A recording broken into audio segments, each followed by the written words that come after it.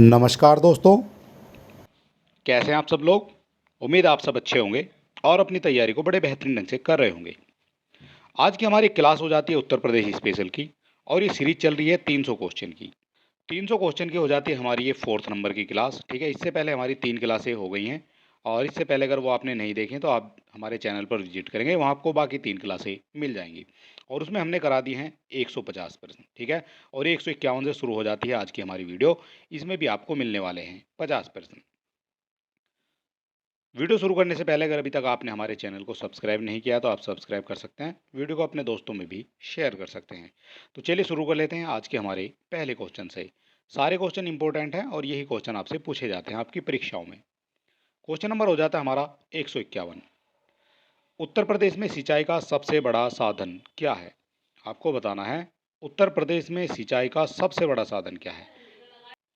ये हो जाती है नहरें हो जाएंगी, नलकूप हो जाएगा, कुएं हो जाएंगे या फिर आपका तालाब हो जाता है सबसे बड़ा साधन सिंचाई का। तो सबसे बड़ा जो साधन है वो हो जाता है आपका नलकूप। ठीक है, ऑप्शन नंबर बी हो जाता है इसका करेक्ट आंसर। अगला क्वेश्चन हो जाएगा हमारा 152। उत्तर प्रदेश को कितने जलवायु क्षेत्रों में बांटा गया है ये आपको बताना है। उत्तर प्रदेश को कितने जलवायु क्षेत्रों में बांटा गया है? तो उत्तर प्रदेश को बांटा गया है 9 जलवायु क्षेत्रों में। ऑप्शन नंबर सी हो जाता है इसका करेक्ट आंसर। ये क्वेश्चन है और इसी तरह के क्वेश्चन आपसे पूछे जाते हैं आपकी परीक्षाओं में। उत्तर प्रदेश को कितने पारिस्थितिकीय क्षेत्रों में बांटा गया है? ऊपर वाला जो क्वेश्चन है ये कह रहा है कि जलवायु क्षेत्रों में बांटा गया है, तो 9 हो जाते हैं जलवायु क्षेत्र। और पारिस्थितिकी जो क्षेत्र हैं वो कितने हो जाएंगे? तो पारिस्थितिकी क्षेत्र हो जाते हैं आपके 20। ठीक है, ये कई बार क्वेश्चन जो है देखा गया है आपकी परीक्षा में। उत्तर प्रदेश को कितने मृदा समूहों में बांटा गया है? कितने मृदा समूहों में बांटा गया है? अब उत्तर प्रदेश में कितनी जो है मृदा हो जाती है ये आपको बताना है।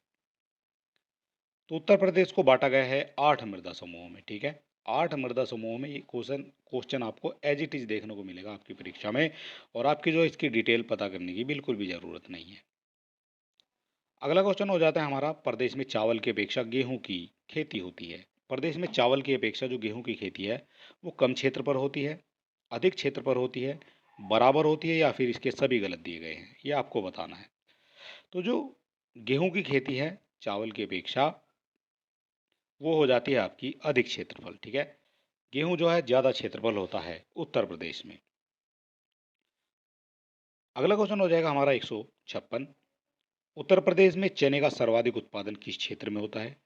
चने का सर्वाधिक उत्पादन होता है आपका बुंदेलखंड में। ठीक है, ऑप्शन नंबर सी हो जाएगा इसका करेक्ट आंसर। थोड़ा स्पीड से चलने वाले हैं क्योंकि सारे क्वेश्चन जो हैं इंपॉर्टेंट हैं आपकी परीक्षा के लिए। उत्तर प्रदेश में सर्वाधिक गेहूं किस जनपद में पैदा होता है? सर्वाधिक गेहूं पूछा गया है किस जनपद में पैदा होगा, तो ये हो जाता है आपका गोरखपुर में। ठीक है, ऑप्शन नंबर ए हो जाता है इसका करेक्ट आंसर। उत्तर प्रदेश का कौन सा जिला अफीम की खेती के लिए प्रसिद्ध है? अफीम की खेती के लिए प्रसिद्ध है वो कौन सा जिला हो जाएगा?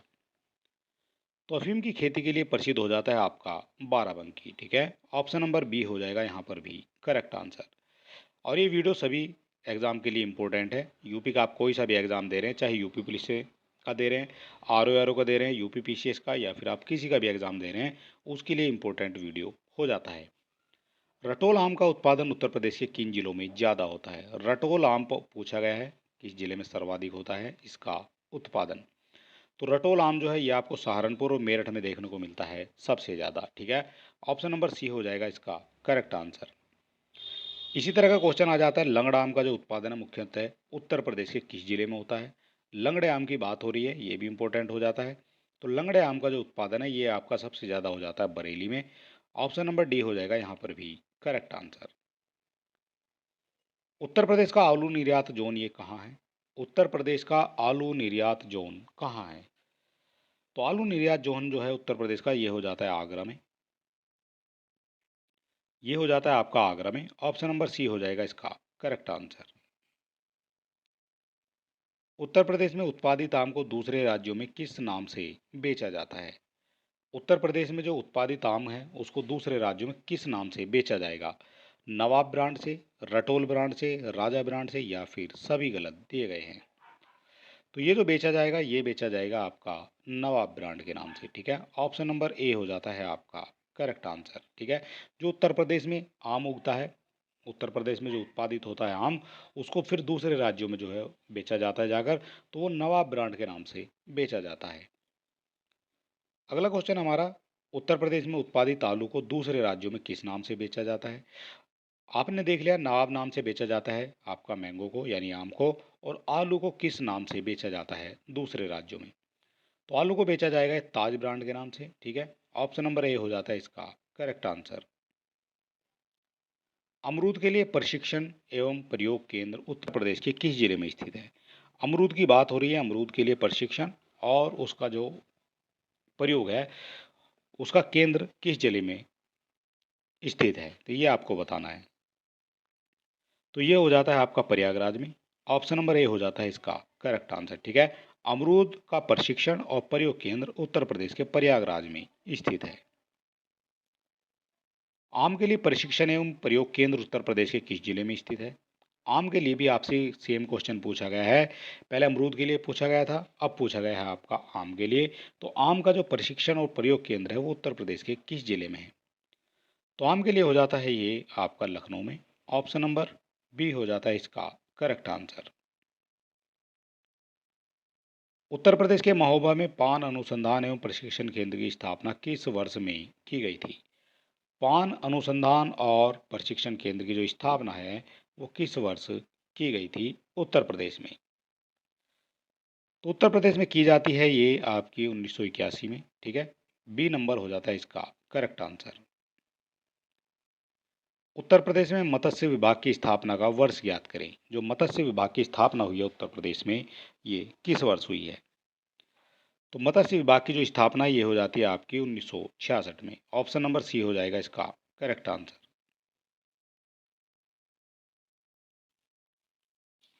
अगला क्वेश्चन है मेथा ऑयल किसके पत्तों से निकाला जाता है। जो मेथा ऑयल है ये किसके पत्तों से निकाला जाता है। तो मेथा ऑयल निकाला जाएगा ये शिवाला के पत्तों से निकाला जाएगा, ठीक है। ये भी क्वेश्चन जो है कई बार देखा गया है आपकी परीक्षाओं में। अगला क्वेश्चन हमारा, भारत के लगभग कितने प्रतिशत पर मेथा ऑयल का उत्पादन अकेले उत्तर प्रदेश करता है। अकेले उत्तर प्रदेश करता है मेथा ऑयल का उत्पादन। तो ये करता है आपका लगभग 90%, ठीक है।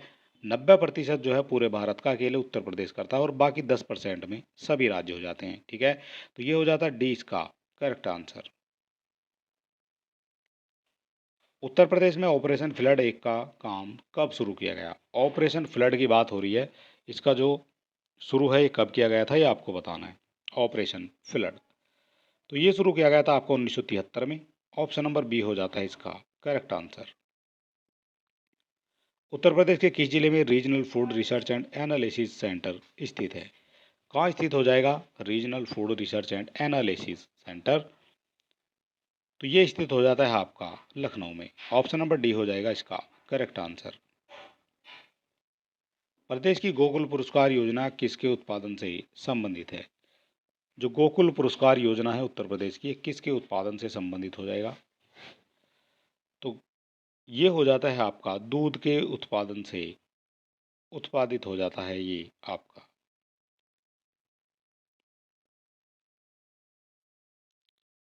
राज्य में दुग्ध परिषद की स्थापना कब की गई थी। दुग्ध परिषद की स्थापना कब की गई थी। तो ये की गई है आपकी 1976 में। ऑप्शन नंबर सी हो जाएगा इसका करेक्ट आंसर। अगला क्वेश्चन हमारा, उत्तर प्रदेश में किसान मित्र योजना कब शुरू की गई थी। उत्तर प्रदेश में किसान मित्र योजना कब शुरू की गई थी। तो ये शुरू की जाती है आपकी 18 जून 2001 को, ठीक है। उत्तर प्रदेश में किसान मित्र योजना की शुरुआत हो जाती है 18 जून 2001 से। भारत में कृषि विश्वविद्यालय की स्थापना कहाँ की गई थी। कहाँ की गई थी प्रथम विश्वविद्यालय की स्थापना। तो इसका करेक्ट आंसर हो जाता है आपका पंतनगर में, और पंतनगर हो जाता है आपका उत्तराखंड में। उत्तर प्रदेश में किसान बही योजना कब लागू की गई थी। किसान बही योजना की बात हो रही है कब लागू की गई थी। तो किसान बही योजना जो है ये लागू की जाती है आपकी 1992 में। ऑप्शन नंबर सी हो जाता है इसका करेक्ट आंसर। उत्तर प्रदेश में सीमांत कृषक किसको कहा जाता है। सीमांत कृषक है किसको कहा जाता है, और ये क्वेश्चन रिपीट होता रहता है बार बार। तो इसका जो करेक्ट आंसर है वो हो जाता है आपका 1 हेक्टेयर से कम भूमि वालों को जो है सीमांत कृषक कहा जाता है। प्रदेश के मैदानी भाग में किस तरह का अपवाह तंत्र पाया जाता है? प्रदेश में अपवाह तंत्र पाया जाता है तो ये किस तरह का पाया जाता है? ऊबड़ खाबड़, नीचे की ओर, समांतर या फिर ऊपर की ओर? तो अपवाह तंत्र जो पाया जाएगा ये पाया जाएगा आपका समांतर। ठीक है, ऑप्शन नंबर सी हो जाता है इसका करेक्ट आंसर। गंगा से रामगंगा कहाँ आकर मिलती है? गंगा से रामगंगा कहाँ आकर मिलती है? तो गंगा से जो रामगंगा मिलेगी ये मिल जाती है आपकी कन्नौज में। ऑप्शन नंबर सी हो जाएगा इसका करेक्ट आंसर। गंगा उत्तर प्रदेश के किस जिले में सर्वप्रथम प्रवेश करती है? गंगा जो है उत्तर प्रदेश के किस जिले में सर्वप्रथम प्रवेश करती है? तो गंगा प्रवेश करती है बिजनौर में। ठीक है, ऑप्शन नंबर हो जाता है आपका ए करेक्ट। बिजनौर में प्रवेश करती है गंगा सबसे पहले। बाहर कहाँ से निकलेगी? तो बाहर निकलने के लिए भी क्वेश्चन दे दिया गया है, तो बाहर निकल जाती है ये आपकी बलिया से। ठीक है, ऑप्शन नंबर सी हो जाएगा इसका करेक्ट आंसर। अगला क्वेश्चन हो जाएगा हमारा, यमुना उत्तर प्रदेश के किस जिले में सर्वप्रथम प्रवेश करती है? यमुना उत्तर प्रदेश के किस जिले में सर्वप्रथम प्रवेश करती है? तो ये करती है आपकी सहारनपुर में।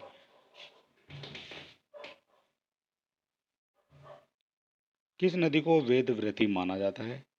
किस नदी को वेदव्रती के नाम से जाना जाता है? तो ये हो जाती है आपकी वेतवा। ठीक है, वेतवा को जो है वेदव्रती के नाम से जाना जाता है।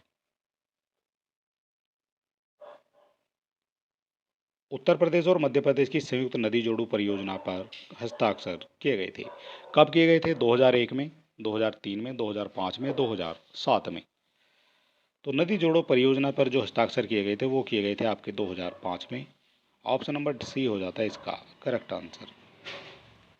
उत्तर प्रदेश के किस क्षेत्र में नलकूपों की गहनता सर्वाधिक है? तो गहनता सर्वाधिक हो जाएगी उत्तर प्रदेश के किस क्षेत्र में नलकूपों की? तो नलकूपों की जो गहनता है ये आपकी हो जाती है पश्चिमी क्षेत्र में। ठीक है, पश्चिमी क्षेत्र में जो नलकूप है वो सबसे ज़्यादा आपको देखने को मिल जाते हैं।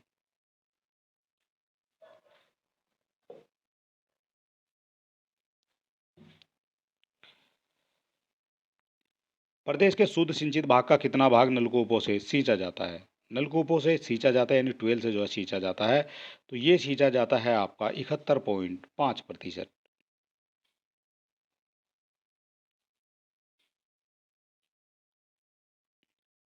लंबाई के अनुसार सबसे अधिक नहरें उत्तर प्रदेश के किस जिले में स्थित है? लंबाई के अनुसार पूछी गई है, सबसे अधिक जो नहरें हैं वो उत्तर प्रदेश के किस जिले में हैं?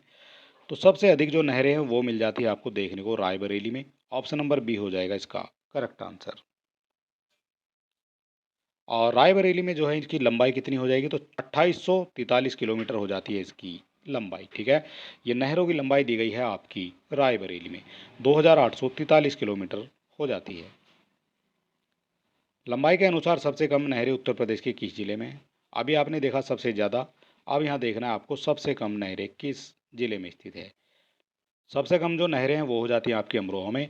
और अमरोहा में कितनी नहरें हैं? तो 52 किलोमीटर की नहरें हो जाती हैं आपकी अमरोहा में। ठीक है, ऑप्शन नंबर सी हो जाता है इसका करेक्ट आंसर।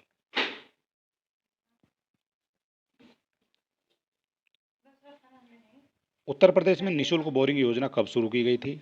निःशुल्क बोरिंग योजना शुरू की गई थी तो ये शुरू की जाती है आपकी 1965 में। ऑप्शन नंबर सी हो जाएगा इसका करेक्ट आंसर। माता टीला बांध उत्तर प्रदेश के किस जिले में स्थित है?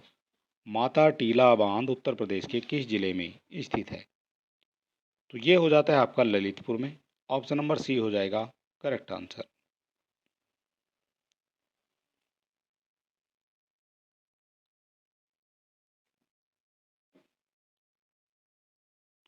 माता टीला बांध किस नदी पर बनाया गया है? तो माता टीला बांध बनाया गया है ये आपका बेतवा नदी पर। और माता टीला बांध जो है 1958 में बनाया गया था, ये भी आपको याद रखना है। केन नहर योजना किन दो राज्यों से संबंधित है? केन नहर योजना की बात हो रही है, किन राज्यों से संबंधित हो जाएगी? तो केन संबंधित हो जाती है आपकी मध्य प्रदेश और उत्तर प्रदेश से। केन नहर योजना संबंधित हो जाती है।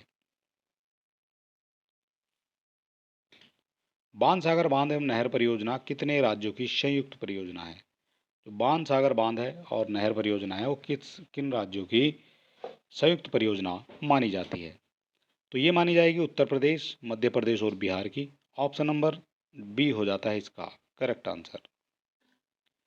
अगला क्वेश्चन हमारा 194, अर्जुन बांध किस जिले में स्थित है? अर्जुन बांध किस जिले में स्थित हो जाएगा? तो ये हो जाता है आपका झांसी में। ठीक है, ऑप्शन नंबर सी हो जाता है इसका करेक्ट आंसर।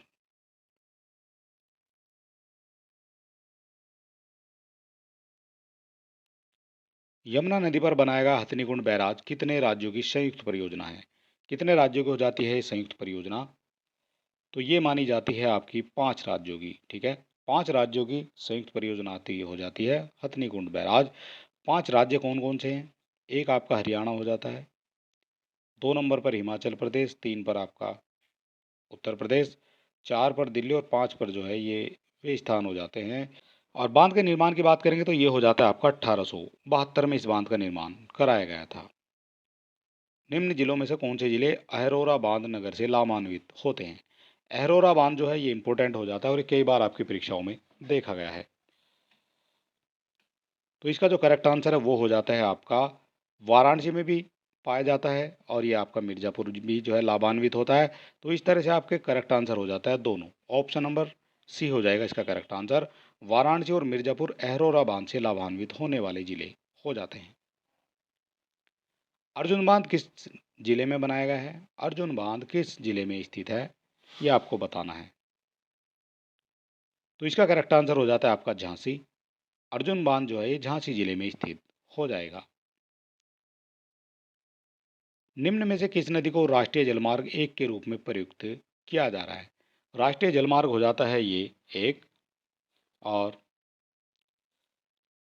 किस रूप में इसको प्रयुक्त किया जा रहा है, किस पर जो है ये बनाया गया है? तो राष्ट्रीय राजमार्ग संख्या 1 जो है ये आपका हो जाता है गंगा नदी पर। ऑप्शन नंबर ए हो जाता है इसका करेक्ट आंसर। अगला क्वेश्चन हो जाता है निम्न में से कौन सुमेलित नहीं है? सुमेलित आपको बताना है कौन सा इनमें से सुमेलित नहीं है। तो सबसे पहले बात करेंगे राजघाट बांध की। तो राजघाट बांध जो है ये यमुना नदी पर नहीं है, ये आपका गलत हो जाता है। तो राजघाट कहाँ हो जाएगा? तो राजघाट हो जाता है आपका वेतवा नदी पर। ठीक है, आपसे पूछा गया कौन सा सुमेलित नहीं है, तो ए हो जाता है जो आपका सुमेलित नहीं है। रानी लक्ष्मीबाई ये वेतवा नदी पर हो जाएगा। रिहंद बांध ये रिहंद नदी पर हो जाएगा। माता टीला बांध ये भी आपका वेतवा नदी पर हो जाता है। ठीक है, आपसे पूछा गया कौन सा सुमेलित नहीं है, तो ए हो जाएगा जो इनमें से सुमेलित नहीं है। इसी तरह से एक क्वेश्चन और दे दिया गया है, इसमें हमने आपको कराने हैं टोटल 300 क्वेश्चन। सारे क्वेश्चन आपकी परीक्षा के लिए हो जाते हैं इंपॉर्टेंट, और ये वो क्वेश्चन है जो बार बार आपकी परीक्षा में पूछे भी जाते रहे हैं। क्वेश्चन नंबर हो जाता है हमारा 200, और ये भी क्वेश्चन जो है सुमेलित करने के लिए दे दिया गया है आपको। आपसे पूछा गया है कौन सा इनमें से सुमेलित नहीं है। तो सबसे पहले बात करेंगे बिठूर की, ये आपका गंगा से संबंधित हो जाता है। गोरखपुर जो है ये राप्ती नदी के किनारे स्थित हो जाता है। जौनपुर जो है ये सई नदी के किनारे स्थित नहीं है, ये आपका हो जाता है गलत। जौनपुर किस नदी के किनारे हो जाएगा? तो जौनपुर हो जाता है ये गोमती नदी के किनारे। ठीक है, ऑप्शन नंबर सी हो जाएगा इसका करेक्ट आंसर। आपसे पूछा गया था कौन सा इनमें से सही नहीं है, तो जौनपुर जो है ये आपका सही नहीं है। ठीक है, और कौशाम्बी जो है ये आपका हो जाता है यमुना नदी के किनारे। इस तरह से हमारे आज की वीडियो के जो है 200 क्वेश्चन कंप्लीट हो गए हैं। और इससे पहले वीडियो अगर आपने नहीं देखे हैं तो आप हमारे चैनल पर विजिट करेंगे, वहाँ आपको इससे पहले सभी वीडियो मिल जाएंगे। और अगर अभी तक आपने हमारे चैनल को सब्सक्राइब नहीं किया तो आप सब्सक्राइब कर सकते हैं, वीडियो को अपने दोस्तों में भी शेयर कर सकते हैं। तो चलिए दोस्तों, मिलते हैं नेक्स्ट वीडियो में, तब तक के लिए नमस्कार, जय हिंद।